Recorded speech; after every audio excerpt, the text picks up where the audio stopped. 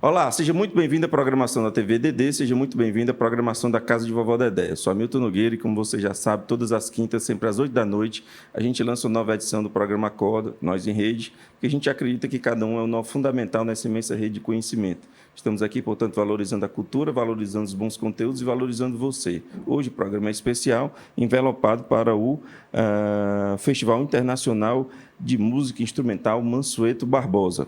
E a gente tem o prazer de receber aqui no estúdio para conversar sobre a educação musical e formação profissional no Ceará.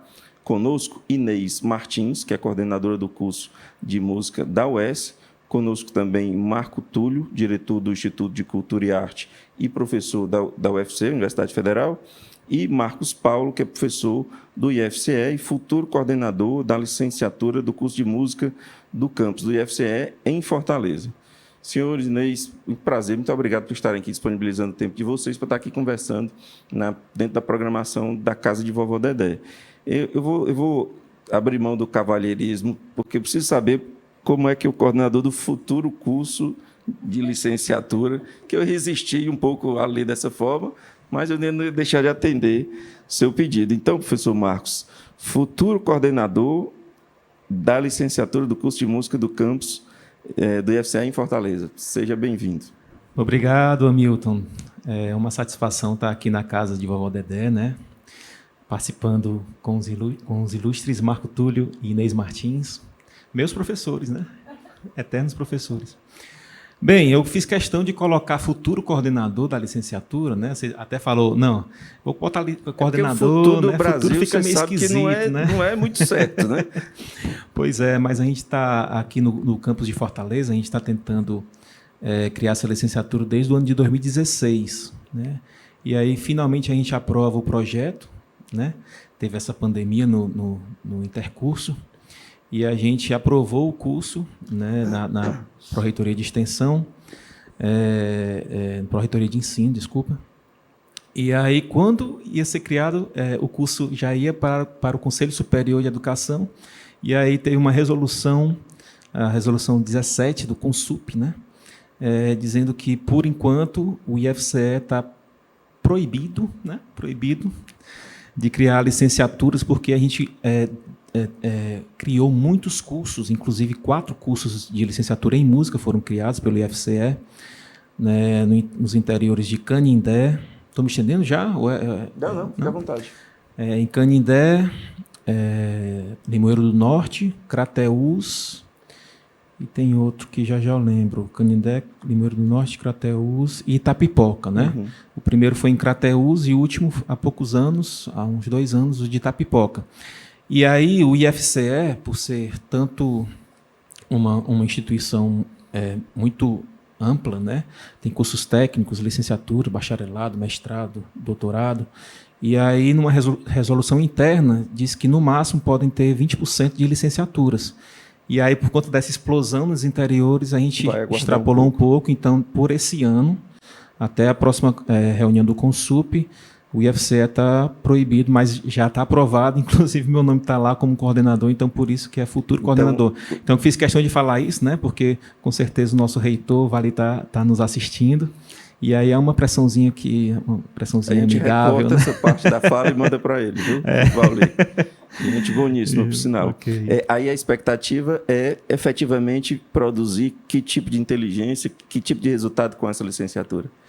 Pronto. Atualmente no IFCE, no Campus Fortaleza, a gente está com o curso técnico em instrumento musical, é um curso de 2 anos, né? Como o nome já diz, é um curso técnico que não é uma licenciatura, não tem essas disciplinas de didática, de licenciatura, é mais voltado para a gente formar técnicos em música, instrumentistas, né? Editoração de partitura. A gente tem uma disciplina também de projetos, né, para fazer editais, esses projetos de editais, eventos, essas coisas. E a gente está reformulando esse currículo do curso técnico, e a gente está pensando em abrir uma disciplina para produção musical, uma disciplina também em mixagem, e outra disciplina também. A gente tem uma disciplina também, música de ensaio de banda, né? Então é bem um curso voltado para o técnico. Oh. E aí a gente não vai, porque tem muita gente perguntando, né? Vocês vão abrir a licenciatura e vão esquecer do curso técnico. Não, a gente vai tentar manter os dois concomitantemente. Ok. Professor Marco Túlio, imenso prazer recebê-lo aqui na casa. Obrigado por disponibilizar a sua tarde. E eu queria que o senhor explicasse um pouco sobre o Instituto de Cultura e Arte. Tá. Primeiramente, eu queria agradecer o convite, né? É um prazer estar aqui, né, com os colegas, né? Acabou descobrindo que fui professor dele há nem diz mais o tempo, viu? Porque o tempo é muito longo, né? Mas, enfim. Bom, o Instituto, né? O Instituto de Cultura e Arte, ele completou 13 anos, né? É novo lá na UFC. Ele, digamos assim, a gente, nesse momento, a gente está discutindo um projeto pedagógico lá, né? Que a gente tem um projeto pedagógico do curso, mas do Instituto, né? E a gente vem discutindo tanto o projeto pedagógico quanto o projeto administrativo do próprio Instituto. Né? Ele funciona diferente de departamento, a ideia de unidade acadêmica, né? É um instituto, é mais amplo, onde as linguagens devem se conversar muito mais. Né? Lá nós temos 11 cursos, né, de graduação, é um instituto realmente grande, né, lá na UFC. Né? E as linguagens, a ideia é que se converse entre si, não fique numa caixinha, cada um dando o seu recado, digamos assim, né? Então a gente realmente está em discussão, né? E nesse momento aqui que a gente está falando sobre música, né? O curso de música, por exemplo, né, que faz parte lá, o curso de música da UFC, está no momento a gente está discutindo no NDE, né? No núcleo docente, que a gente discute estruturante, que a gente discute a questão do currículo, né, que a gente está discutindo muito, porque o currículo da gente, o último foi em 2006. Desculpa, o primeiro foi em 2006 e em 2016 teve o último. E agora, 2021 para 2022, a gente está começando a discutir, aliás, estamos discutindo muito fortemente, né, para ver que rumos nós vamos seguir nessa questão de currículo, porque houve muitas transformações, o mundo está muito dinâmico. O mundo mudou radicalmente, né? Mudou. Inclusive, nesse momento que a gente está vivendo de pandemia, né, a questão das tecnologias, você trabalhar online, veio fortemente, né, e acho que agora o mundo de agora vai ter que olhar um pouco diferente, né, essas possibilidades, né, porque se ampliou. É diferente das disciplinas que é a distância. Né? Foi nesse momento que a gente viu isso, e que agora a gente pode pensar outra forma de ensino, outra forma de você ver como é que vai ser o futuro, né? Porque mudou e veio para ficar, né? A impressão que a gente tem é que isso aí é uma coisa que não vai se acabar quando finalmente, digamos, que acabe a pandemia, que é o que todo mundo deseja. Ok. Professor Inês, prazer recebê-la. A gente conversando aqui, o senhor me deu a entender que a senhora recém entrou na coordenação do curso de música da UES. Isso há pouco tempo que a senhora está à frente da coordenação. Se isso é verdade, se eu entendi corretamente, como é pegar uma coordenação, como é coordenar algo no meio de uma mudança tão intensa, sem a gente saber o que vai acontecer no próximo... Aliás, o Brasil apronta surpresa para a próxima hora. Falar daqui a 10 anos chega a ser engraçado, porque não tem estabilidade de meses, né? Então, enfim, como é esse desafio que não é só de gestão, mas é de entender um mundo novo, complexo e surpreendente. Então, maravilha estar aqui, agradeço o convite, também estar aqui com todos, né, com o Marco e com o Marcos, a dobradinha Marco-Marcos, né? Na realidade, é um desafio, realmente, eu entrei agora há pouco tempo, em julho. O desafio principal, até o que ocorreu hoje, por exemplo, na reunião do colegiado, que foi a aprovação do nosso PPC, um novo PPC de licenciatura e de bacharelado, porque, como o próprio Marco estava falando, há um momento que saiu algumas novas leis de readaptação das licenciaturas, e nós tivemos, então, que readequar. Isso não é algo só do curso de música, mas das licenciaturas como um todo. E aí, então, eu entrei exatamente nesse momento de ebulição, de ter que fazer essas modificações, né, de proposições. Mas é um momento também interessante, porque a gente repensa um pouco esses caminhos, não? O Marco está falando exatamente isso. Quando nós pensamos o plano político-pedagógico, né, quando a gente pensa o plano pedagógico do curso, no caso, nós pensamos que perfil de profissional nós estamos querendo formar, nós pensamos dentro desses novos desafios que a sociedade ou que o mundo nos traz, no caso especificamente da própria pandemia, que ninguém esperou, ninguém planejou, e todos nós tivemos que entrar com uma necessidade. E isso tudo faz parte dessas reflexões que entram dentro desse plano pedagógico do curso, né? Então, eu entrei nesse momento já tentando, né, dar essa contribuição, que é essa organização de uma maneira um pouquinho diferente da organização do curso. Então, eu entro nessa coordenação cheia de desafios, né? Mas é isso também, pensando em algumas, tentar também dar o meu meu toque, né, como pessoa profissional ali no curso. Eu acho que o desenvolvimento das linguagens, dos produtos artísticos, das exposições artísticas, das traduções do mundo na forma de arte para entregar para esse mesmo mundo, tem um efeito muito necessário para o momento, que é dizer para o brasileiro quem é o brasileiro, dizer para o Ceará que é o Ceará, dizer para o cearense como é que o cearense se comporta, enfim, traduzir o mundo para o mundo. Mas nós estamos num momento de ebulição política, de depuração da nossa história, de lutas intensas, internas, de incompreensões, enfim. A pergunta que eu faço para vocês, então, é como é fazer arte indiretamente, ou seja, coordenar movimentos artísticos, produções artísticas, do ponto de vista até da formação desses artistas, num momento com tanta dificuldade, tão aguda, um momento tão agudo, tão problemático. Qual é o maior desafio de vocês dentro desse momento?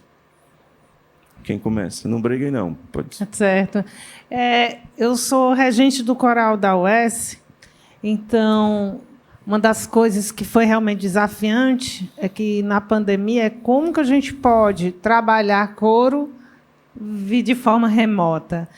E aí, não só o coro, como que a gente pode trabalhar a música de forma remota, já que essas plataformas, seja qual delas forem, tem um problema sério na hora da gente trabalhar com sincronismo musical. A gente precisa de sincronia para cantar junto, para tocar junto. E aí a gente entrou nesse maior desafio. Como fazer, então, música, como é que nós podemos realizar as atividades e também dar aula nesse modelo. Mas a senhora está me dizendo que o seu maior problema, então, é técnico. O seu maior desafio, perdão, é técnico. Eu estou falando de um desafio técnico, mas teve os desafios pessoais relacionados com o técnico. Porque, afinal de contas, se você não se encontra com as pessoas, essa questão de sociabilização, claro que foi um problema sentido por todas as áreas. Então, quando você me pergunta em relação à música, além dessa questão, né, da sociabilização, de você estar junto, as questões pessoais, muitas pessoas em depressão, isso ocorreu e não foi só com a música, né? Não só foi com o curso de música. Mas eu estou falando da parte técnica, que também ocorreu relacionada a isso. É como funcionar um curso, ou como funcionar uma atividade, ou mesmo os próprios profissionais da música, como eles sentiram, né? Os profissionais da música, da cultura, das artes, sentiram com esse distanciamento. Então, como produzir isso? No caso do ensino, a gente teve que realmente motivar e fazer um trabalho conjunto e individual ao mesmo tempo, mediado por essas plataformas, né? Sou Marco Túlio. Bom, eu considero também, sabe, Neise, tem esse lado, né, a parte técnica, né, é um desafio para a gente, porque, por exemplo, eu não posso tocar junto com o aluno ao mesmo tempo, porque tem um delay, como você tem um atraso, né, que não dá para você, a questão de estar presente tem uma diferença, né. E, além disso, sabe, que como você está falando, o momento que a gente está vivendo, a gente está vivendo um momento muito ímpar, um momento mais difícil. Música, desde o tempo que eu sou músico, né, além de professor, eu já toquei muito na noite, eu toquei com muitos artistas aqui em Fortaleza, muitos músicos bons, né, nós temos uma qualidade de música, como eu estava comentando ali, excepcional, né, e tem uma nova geração vindo aí muito boa. Né? Então, os desafios para quem ensina são imensos, porque a gente precisa pensar no mercado de trabalho. A pessoa que se forma lá na UFC vai trabalhar onde? Onde é que, porque você sabe que música é um produto difícil de se vender. A gente estava conversando também, como é que a gente vai pegar dinheiro, né, para essa questão de você conseguir dinheiro para viabilizar os projetos, tanto no âmbito da universidade. E a gente vê, mesmo no âmbito da universidade, não é fácil. Você, junto com lá na UFC, tem as fundações que a gente se apoia para conseguir verba para desenvolver projeto. Né? Mas o desafio está muito grande, a gente está vivendo um momento, você vê que antigamente, por exemplo, para gravar, você fazer uma gravação de um CD ou de um LP, antes que eu sou ainda pega essa época, né? O LP voltou forte. Hã? O LP voltou forte. Voltou forte, né? Inclusive, eu voltei a escutar porque tem a questão dos baixos, né? Que quando comprime... Me perdoe interrompê-lo, mas eu não li, não consegui ler, mas eu vi um título de um artigo que o Dalton passou num grupo da música que era mais ou menos do tipo LP está vendendo tanto que está difícil vender LP, porque a matéria-prima, as prensas não tem mais, então... Mas, enfim, perdão. Não, mas isso é verdade. E voltou, né? Mas, para mim, é mais uma questão sonora. Né? Eu sinto falta dos graves, dos baixos. Eu não escuto... É comprimido, né? No MP3, MP4, você tem essa dificuldade. Bom, mas, enfim, voltando ao momento que nós estamos vivendo, eu conheço os músicos excepcionais, mas, rapaz, eu conheço... Eu estudei fora do país e vi como nós temos músicos bons e como aqui nós não somos tão valorizados. Né? A cultura, né, de uma maneira geral. E o problema maior que eu vejo é assim, o momento que nós estamos vivendo politicamente, que é muito forte, em que a cultura está sendo pouco valorizada. A gente precisava mais disso. Por exemplo, a gente chega aqui, né, num espaço maravilhoso. Não é nem que está sendo pouco valorizado, está sendo desvalorizado. É diferente, né? Exatamente. Eu vejo muito isso, né? Eu acho que é amplo, além da questão técnica que a Inês falou, que a gente está vivendo esse momento, que é uma coisa que a gente vai ter que trabalhar com isso. Eu não vejo o mundo, sabe, Ayrton, de outra forma. A gente agora vai ter que mudar a ótica do que era, porque se você olhar 1 ano e meio, 2 anos atrás, não era assim, era todo mundo presencial. E a pandemia fez com que as coisas mudassem de outra forma. Por exemplo, tem trabalhos que você pode fazer exclusivamente em home office. Né? E por que você vai se deslocar até o seu local de trabalho, perder tempo, deslocamento de trânsito? Gastar gasolina a R$7. A questão econômica, a questão de tempo. Você podia produzir mais em casa, você pode fazer isso, né? E eu acho que isso, inclusive, tem um estudo, né, de você ver a questão econômica de outra forma. Por exemplo, tem setores que você pode trabalhar uma parte online e uma parte que a gente chama de híbrido, né?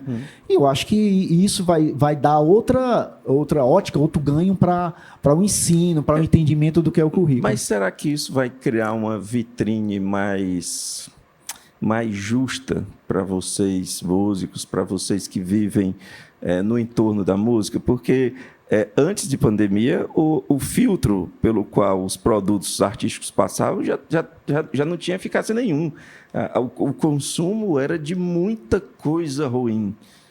Eu até perguntava brincando, você comprou uma blusa que na primeira lavagem ela vai desbotar, vai soltar tudo, vai ficar inusável? A pessoa, não. Então, por que você ouve esse tipo de música aí? Que só dura 15 dias. Aí, enfim, as pessoas nem sabem muito bem responder. Então, a pergunta que eu lhe faço é isso. Essa deterioração do consumo da arte já não é boa, já acontece há algum tempo. Não é uma desvalorização momentânea. Tem 20 anos que está acontecendo. Por isso da importância da educação musical, né? Educação artística, né? Porque a música voltou às escolas teoricamente, né, por lei, só em 2012, né? E a gente vê que a maioria das escolas não tem uma educação musical mesmo, né? Tem aquela educação artística, que muitas vezes o professor não tem formação musical, né?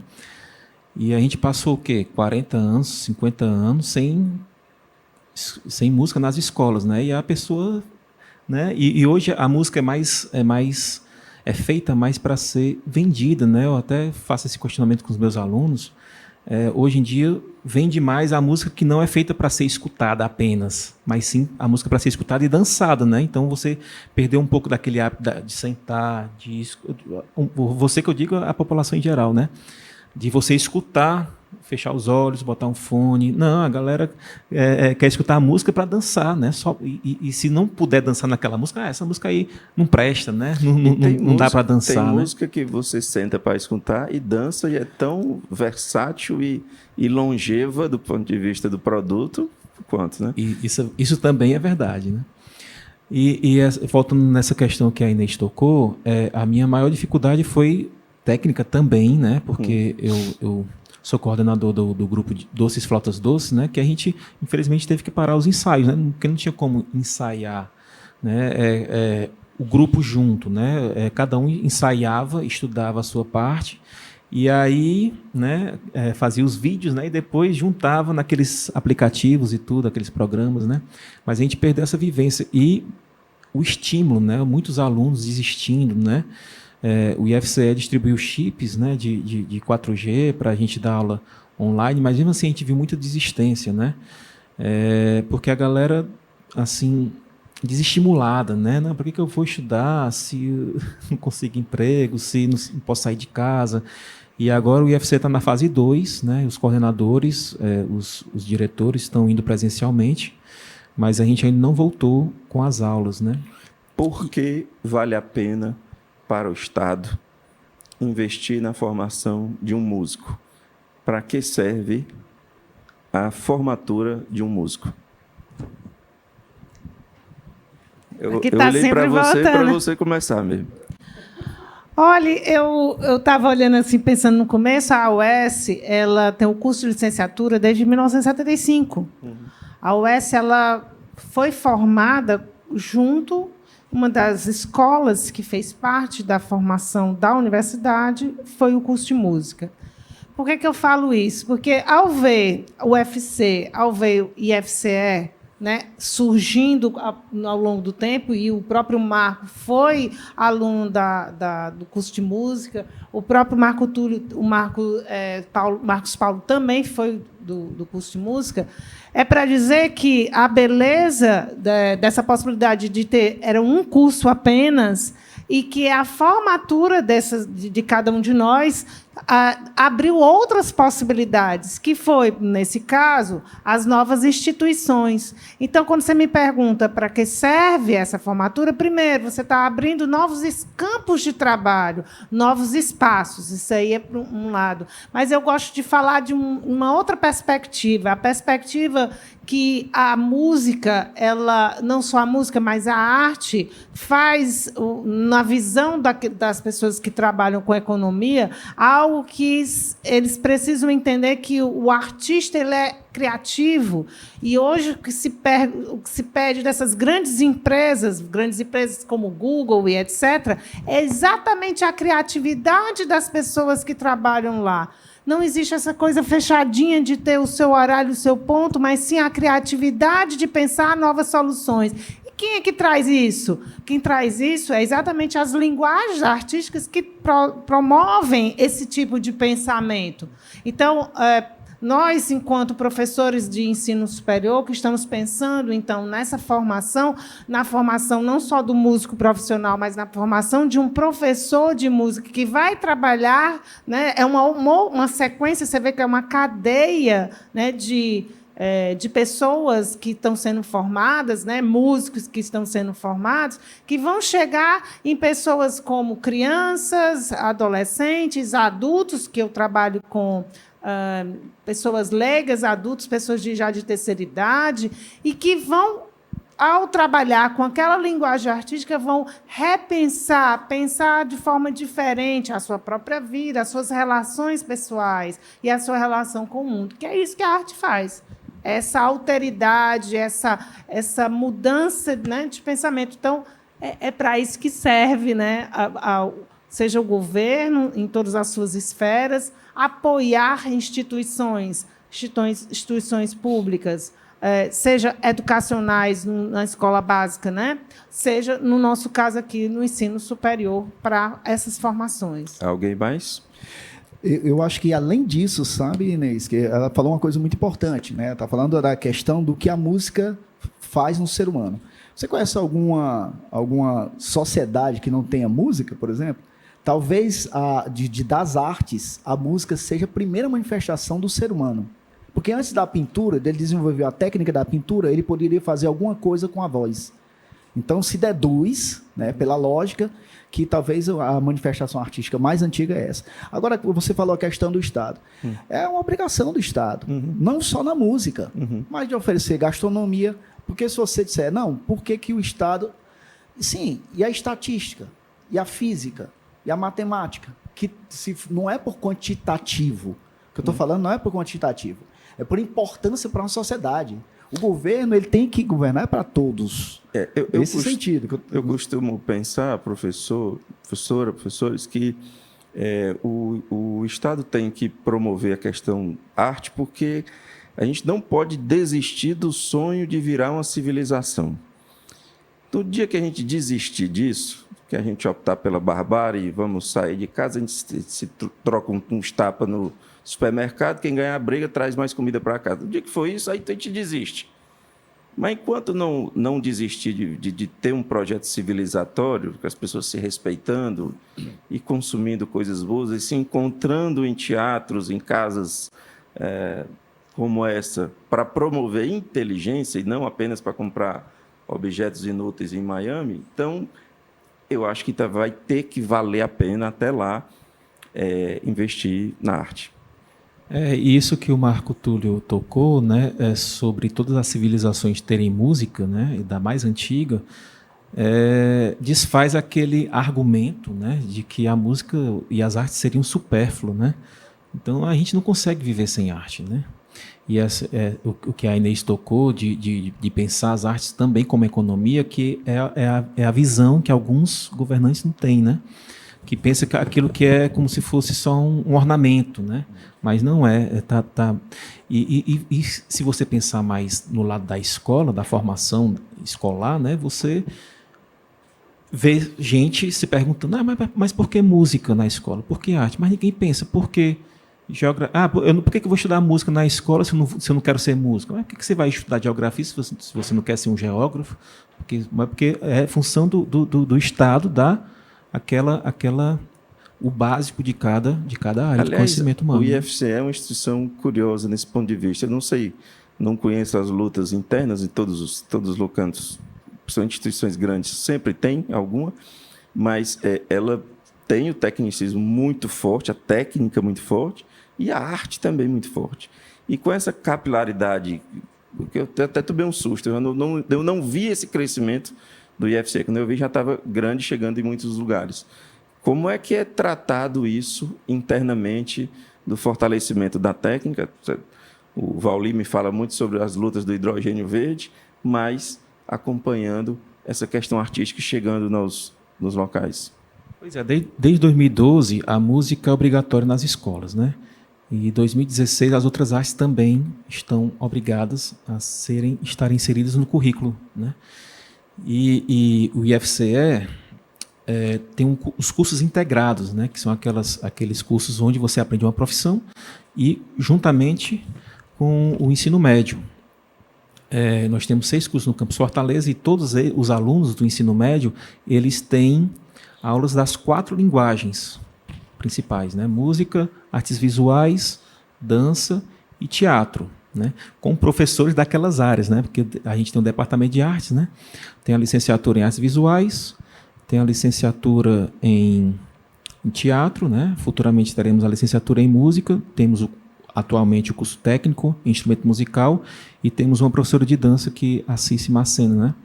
E aí eu acho, né? Não tenho notícia de outra instituição, outra escola, que os alunos no ensino médio têm aulas das 4 linguagens, sem ser essa aula de educação artística, que não tem uma formação, não tem uma faculdade de artes, né? Você ou é formado em música, ou é formado em teatro, ou é formado em dança, ou é formado em artes visuais. Por que um professor tem que dar conta de todas essas linguagens, né?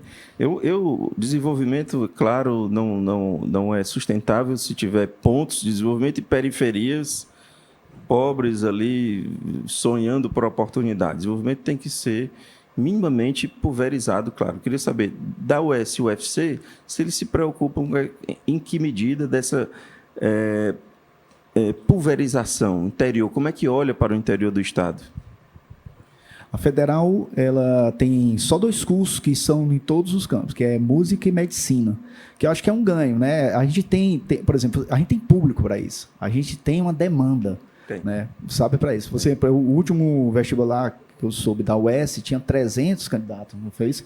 Eu não sei quantas vagas, você oferece 20, 20 vagas. É mais, né? Pois é, lá na Federal, por exemplo, um curso de extensão de violino da LIU, de extensão tem mais de 1.000 alunos. Extensão. Incrível. Então a gente tem a potencialidade, demanda, tem. O que eu acho que falta muito é o espaço, oportunidades para as pessoas exercerem o que quer. A gente está tentando formar a nossa orquestra, a gente conseguiu agora os instrumentos de sopro, né? Tem, os professores lá são professores bastante dedicados, né? São pessoal que realmente se dedica lá ao curso. Tá. Bom, a universidade, hoje, o curso de música, particularmente, ele não tem o seu programa de extensão, nós estamos retomando, já teve, mas agora vamos retomar.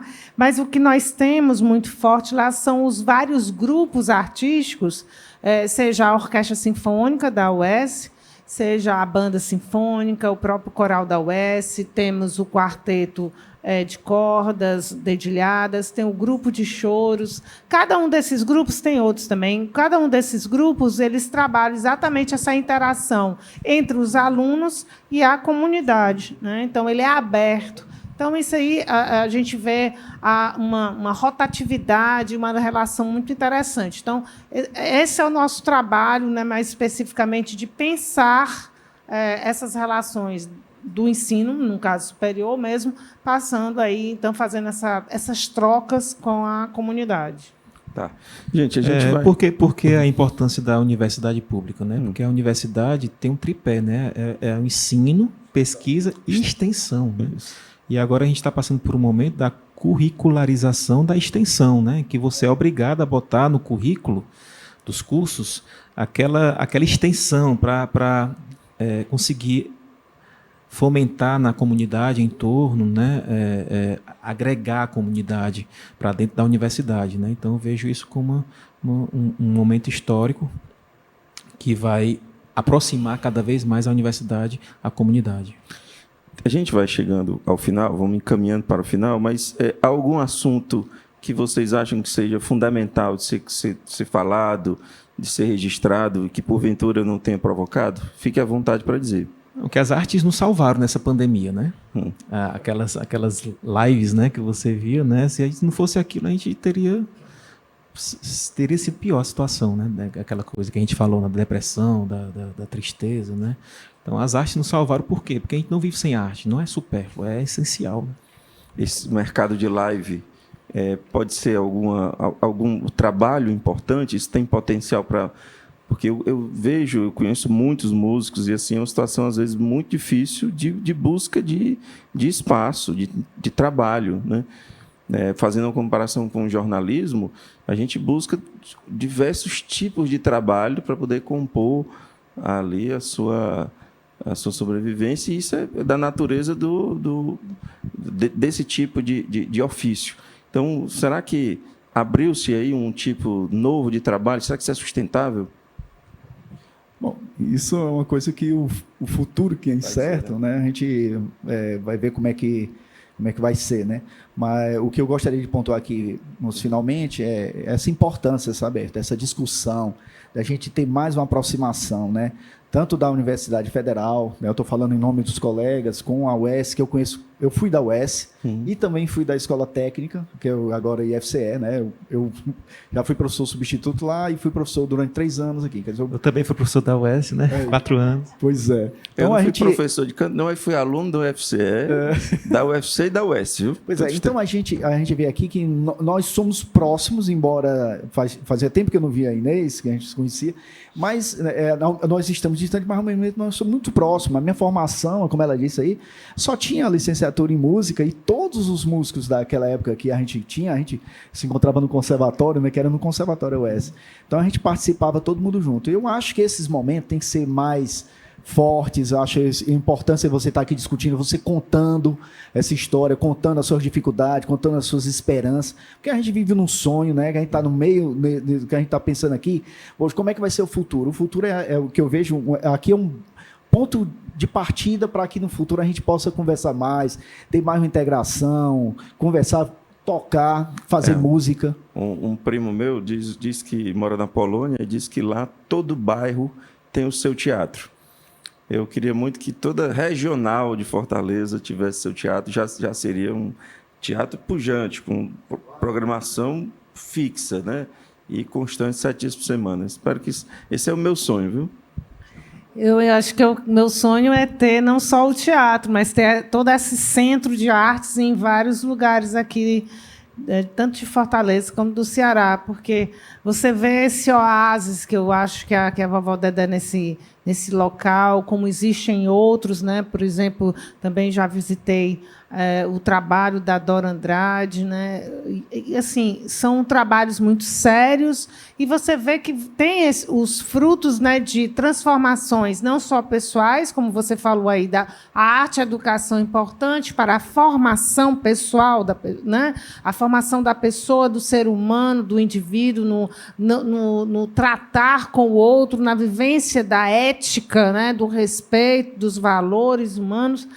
Isso que você fala, então, enquanto civilização. Então, eu vejo que esses espaços, o que eu queria, né, nesse final falar, assim, a importância dos espaços como aqui da Vovó Dedé e dessas relações que promovem. Né? Aqui está promovendo esse momento de conversa, de troca, de reflexão, que sempre, quando a gente está junto com o outro, a gente sempre, né, se modifica, repensa os nossos atos, as nossas ações, e, com certeza, a gente volta para os nossos espaços de trabalho, repensando e tentando fazer de formas diferentes. Então, primeiro, a minha fala aqui é de agradecimento por esse espaço que é a Vovó Dedé, né? O espaço de formação, e essa formação não só técnica, mas a formação de educação musical, de educação para a arte, de educação humana.